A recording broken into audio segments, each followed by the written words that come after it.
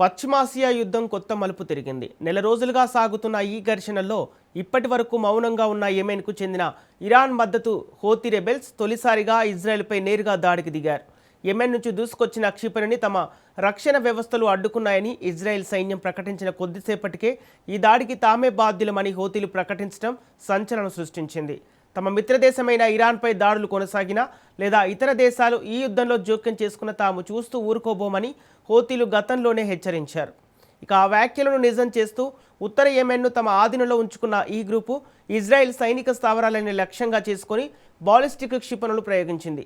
దీనికి సంబంధించి హూతీ ప్రతినిధి యాహ్యా సరీ సోషల్ మీడియా వేదికగా ఒక వీడియో ప్రకటన విడుదల చేస్తూ దాడుల విషయాన్ని ధృవీకరించారు.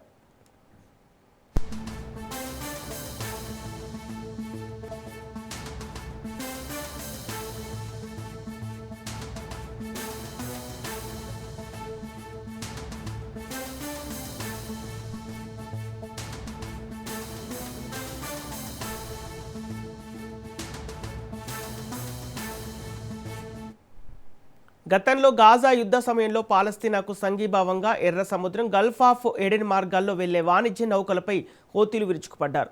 ప్రస్తుత యుద్ధంలో ఇప్పటి వరకు వారు నౌకలపై దాడులకు దూరంగా ఉన్నప్పటికీ తాజా పరిణామాలతో మళ్లీ అశాంతి మొదలైంది.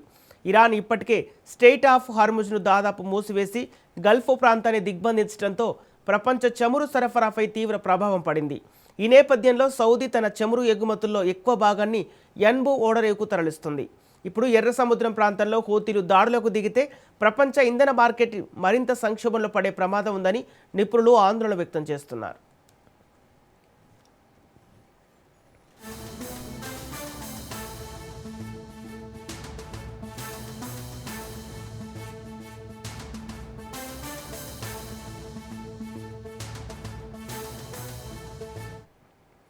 ఇజ్రాయెల్పై ఇరాన్, హెజ్బొల్లా నిరంతరాయంగా దాడులు కొనసాగిస్తున్నాయి.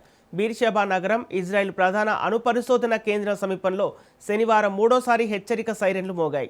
దీనికి ప్రతిచర్యగా ఇరాన్లోని అణు కేంద్రాలపై ఇజ్రాయెల్ దాడులు చేసింది.